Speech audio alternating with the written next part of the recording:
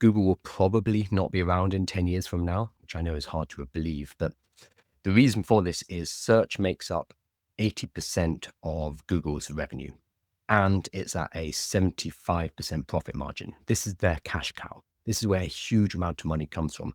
I looked it up yesterday, but I think it was, I've already forgotten.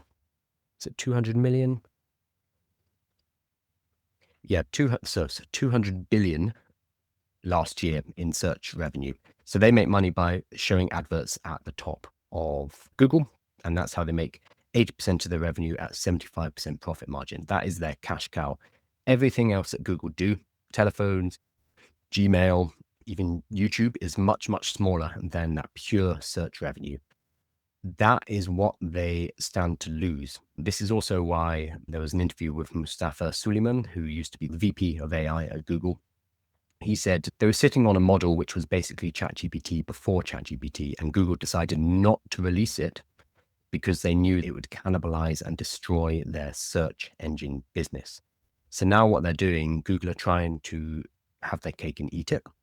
They're trying to protect their search engine business, which is the majority of their money, by giving AI overviews at the top of Google. But the problem here is that people are not going to continue to create websites. They're not going to create online businesses, because if they're not being sent that traffic by Google, it kicks the legs out from underneath why Google is valuable, because Google indexes, it spiders, it crawls all over the internet and then tells us which websites we should be going to. That is no longer going to be a valuable proposition, and Google will tank. The question came up, I think it was Jack, saying, won't they just replace their search revenue with AI revenue? Yes, 100% that's what they want to do. It's just going to be really hard. So we looked at OpenAI's revenues last year were, I think, 10 billion or 5 billion.